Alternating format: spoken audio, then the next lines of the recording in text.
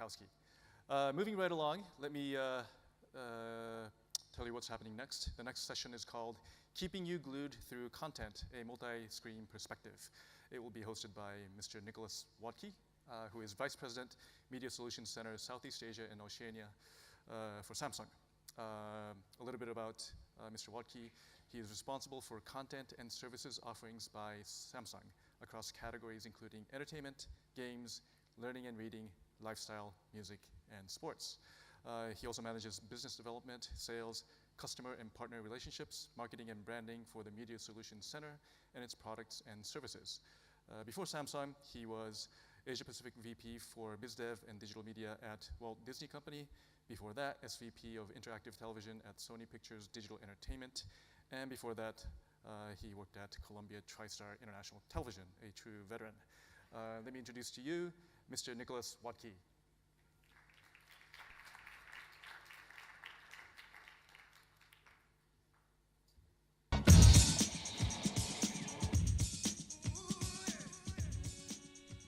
Good morning. So today I'm going to talk to you about our digital survival kit. One of the great things about my job is that I see a lot of different businesses, and you start seeing similar patterns emerge. You start seeing the same people making the same mistakes, or some companies kind of reinforcing certain kind of behaviors which are very positive. So I think I often get the question, so what does it take to succeed in the digital space? So today I want to take you through just a few points, a survival kit, if you will, that will help those companies that want to be successful in this arena. The first thing is curation is king. Okay? I didn't say content, by the way. I said curation. What do I mean by curation? On the slide behind me here, I have an example of there are over 1 million apps in Google Play and also on the iTunes Store. Okay? How many apps are installed on the average phone? 26. 26 apps on the average phone. So the question that often comes up is, if I'm providing content and I've got my strategy and I'm building an app, how on earth am I going to get discovered? How do I become relevant in that massive digital soup? How do I make sense of that? The average app, by the way, 45% of all apps that are installed on your phone are deleted within the first 30 days. Okay? What does that tell us about how people are consuming apps? How relevant is it? If, for example, you're launching an app and you say, gosh, I'm app number 471. Isn't that fantastic? I'm in the top 1%. Well, let me ask you this. How are you going to get discovered? How are you actually going to be discovered if you're app number 471? How many screens do you actually have to thumb through until you get to app number 471 and you're still in the top 1%? Is that considered success? We have a massive challenge here. And the big challenge is that the consumer is completely spoiled. There is an overwhelming number of choices out there. So is it really about creating more content? Is it really about creating more apps? Is it really creating more TV shows? Is it really about creating another music service or another game or adding something that's going, another digital device? Is that really what it's all about? And our argument is, in fact, that, and what we at Samsung spend a lot more time thinking about, is curation. The customer, our consumer, is actually begging for simplicity. They're begging for an easier life. They're begging for a simpler life. Help me. So what we at Samsung spend most of our time thinking about is not about how we're going to add more content, add another app to the top of the pile. So now there's not 1 million, but there's 1,000,001. We spend a lot more time thinking about how to curate, how to basically help our customers sift through content and help them define, here's the content that you should care about. And by the way, I'm going to make your life easier in the process. Here's one such example. We had a sneak peek in this very room last night where we had press and various people, and we introduced this new product. It's a hand-picked TV show service designed for your inner circle. It's actually a boutique. And the first question I get from people is, how many hours do you have on this service? How many shows do you have? And we actually say, stop right there. It's not about volume. It's not about how many hours we have. It's not about how many shows we have. What this service does is it targets a very unique audience. We've focused on professional, female-skewing women in Southeast Asia between 25 to 45 who like to consume professional content and said, here is a service, here is a boutique service targeted specifically at you. And the focus groups and the early results are that this is so refreshing. It's so refreshing to have someone say, I don't need to sift through 100,000 hours. You're actually telling me this is what I should care about.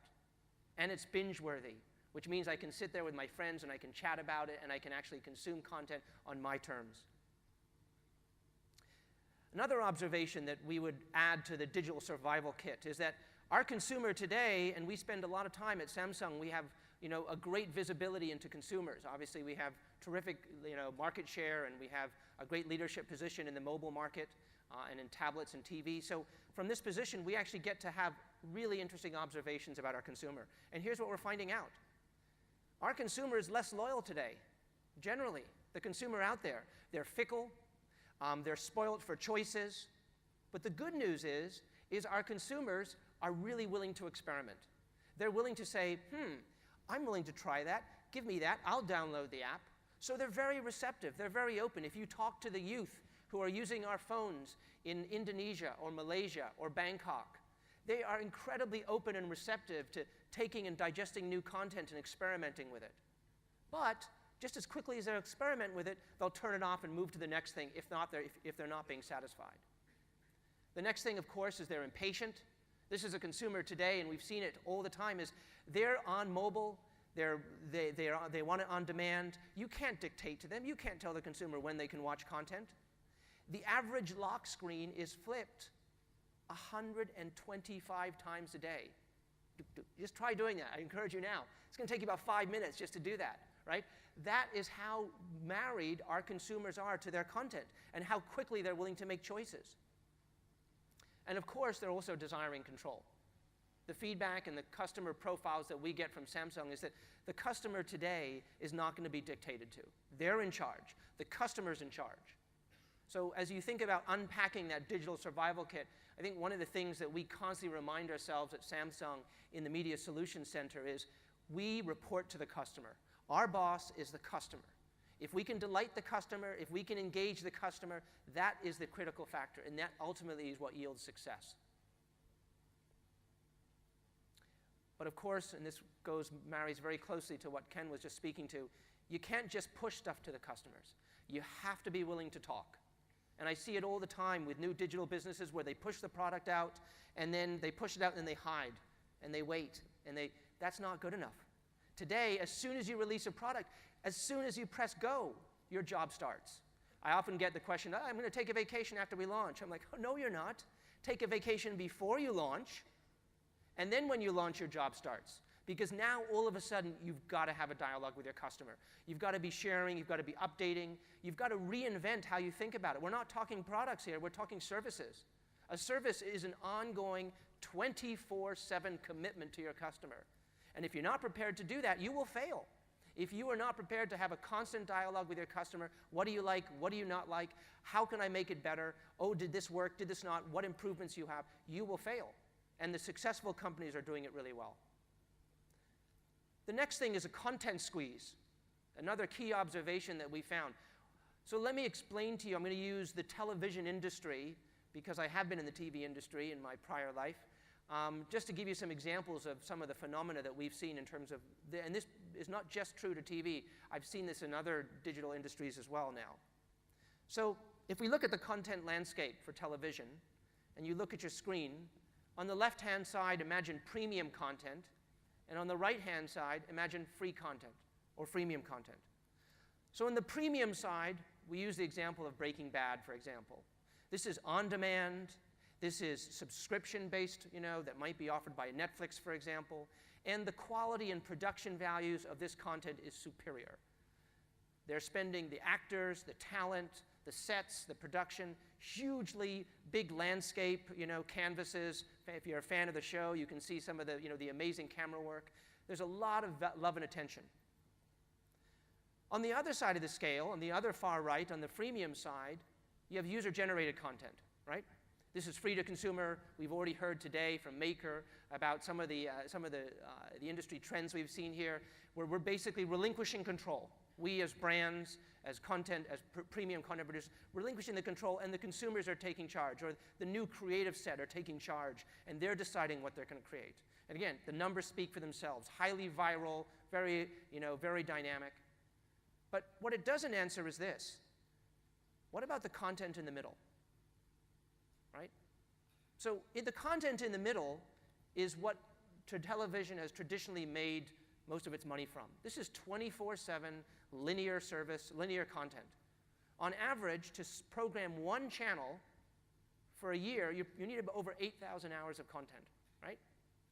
8,000 hours, and the networks, if you've worked in a network environment, you know they're programming against their competition.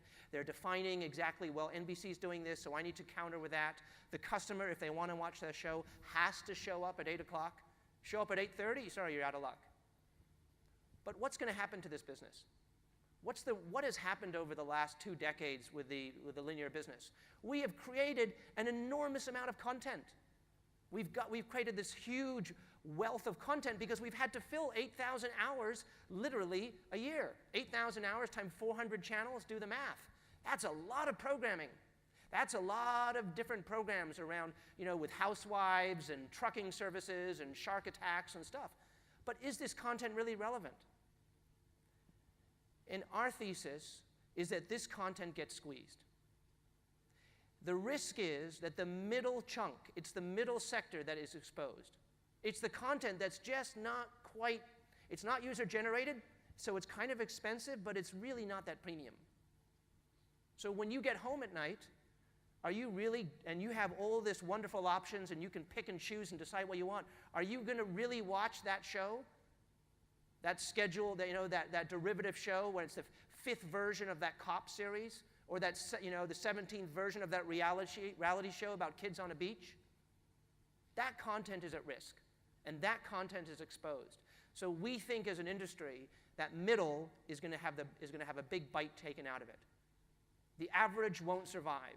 In the digital space where the consumer's in charge, where they have choice, where they can bounce between free content that's highly niche and then super premium content, anything that lacks quality, uniqueness, differentiates, or relevance, you're done. You're out. Another thing is discoverability. This is probably one of the most important things at Samsung that we spend a lot of time thinking about. We have a media solutions center here in Singapore. We have about 50 people here who are engaged in creating new products and digital products. And most of our time is spent when we think about that mobile screen and we think about that device, we're trying to solve for discoverability. We know there's infinite content on there. But in our privileged position, because we manufacture the devices, we have to think about how to leverage and bring the best content to the front. And we have to be humble as well, because we do sell the #1 music device in the world, period. We also sell the #1 video display device in the world. That's an ecosystem that we have responsibility for. And so we're very careful about that responsibility. But we think that we have a role in the ecosystem. And our role is to help our consumers discover content. We live in a massively cluttered lifestyle, right? We have online ads. We have, on the way here, you heard a radio ad. You probably saw a billboard. You might have had texts. You might have had push notifications. By the time you've received here, you've opened the brochure. There's 17 or 18 ads. You've got your Flipboard going. You just heard on TechCrunch this is happening. There is just an overwhelming amount of information coming at you. And this is a cluttered lifestyle. We want digital simplicity. So how do you manage in that? How do you manage in a world where there's just too much choices, where the consumer is begging for an elegance, a simplicity, and a custom experience? So we think, and this may be the most important slide I think that I will talk about today, is that the big currency of the future is mind share. Okay? It's not revenues, right? It's not about how much content or the volume of content I'm getting out there, because that's been solved. It's not about delivering more social networks, more this, more that. It's the biggest thing and the most valuable asset that any company can have is, how am I going to get the consumer's mind share? Because we've already talked about all those influences that have come in. I would venture to say you may not even be aware. You've probably had it's 10:30 or 11 o'clock now. You've probably had literally 100 different impulses and inputs and people telling you what you should buy and how you should do it. And you're only 4 hours into your day. So what is it? How does it float to the top? How do you get that consumer mind share? And that's something that we are constantly trying to solve at Samsung. That's discoverability. And that's about saying, hey, listen to us. We're a valuable voice. We're an authoritative voice. We're an authentic voice. Listen to us. Let us help you on your journey of discoverability. Let me show you one product here that I think does a really good example of that. This is a product that we have launched in the US, and it's called Watch On. And what it does is it changes the remote control. The remote control, this tool that we've been using for the last 5 decades to navigate television, is incredibly antiquated. Think about it. What does a remote control do? It's got 2 buttons, right? One goes up and one goes down. Up, up, up, up, down, down, down, down, up, up, up, up. So if I want to find a show, what am I doing? Going up, up, up, up, down, down, down, down, like that, down, down, down. Is that a great, honestly, I mean, think about that, guys, right? Is that a smart way of navigating content? I mean, you couldn't have asked anything more simplistic. So what Watch On does, Watch On basically says, forget that. There's a new remote control. And what the new remote control is, we're actually going to bring content right to the device. So you can see from this visual here that you can actually click on a show. And by the way, it doesn't matter what time that show starts. And it doesn't matter does it really matter whether that's on channel 36? Do I need to know it's on channel 36? I don't. I just want to get to that show. So I think there's going to be a huge evolution and revolution in terms of how we navigate television. Who said it has to be organized in a linear fashion? We have to go up, up, up, up, down, down, down, down, right? Watch On try to resolve that problem. And again, that is solving that key problem around discoverability. It's about telling the consumer, hey, here's a great way to help you when you get home at night and you're tired and you've driven home and you've just had dinner and you're exhausted and you want to sit in front. It's a great way of saying, hey, here is a way to make your night just a little easier. Another one is personalization, very, very critical. We talked about the modern consumer and how they want everything just their way. One size doesn't fit all. It just doesn't work that way. You can't cram down a product and expect all your consumers to want it, especially with the data we're getting back. There's some incredibly exciting companies here that we work with that are starting to provide us with a lot more information about our customer. So we know, we know her sex. We know where they live. We know how old they are. We know that they happen to like sports. We know that they have the Galaxy S3 and they also have the tablet, right? So does that mean I should serve them all the same content? Of course not. So we've got to start thinking about personalizing content. The consumer, by the way, loves this. When the consumer gets that, they feel like, oh, I'm actually being responded to. I feel engaged. They're listening to me. And by the way, here's the magic, that last point, sense of ownership. As soon as the customer customizes their settings in that app, in that experience, what happens?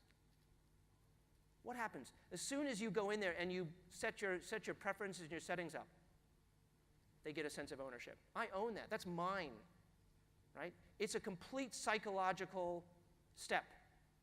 And now the customer responds. Now the customer is saying, well, now that I own it, I'm investing time into it, right? Not just a one-size-fits-all. So here's an example of a product that I'm really proud of. Our sports team here in Singapore has built a product called SportsFlow, right? And it takes 120 feeds from all different sports categories around the world. We cover basketball, football, baseball, badminton, hockey, extreme sports, skiing, surfing. We literally have 120 feeds crossing across all boundaries. We have a unique feed that comes in from Thailand. We're doing stuff in Vietnam. This is an incredible service. And you go to one single destination and you get everything a sports fanatic wants. But what's the key thing that makes this most successful? Look at the screen here.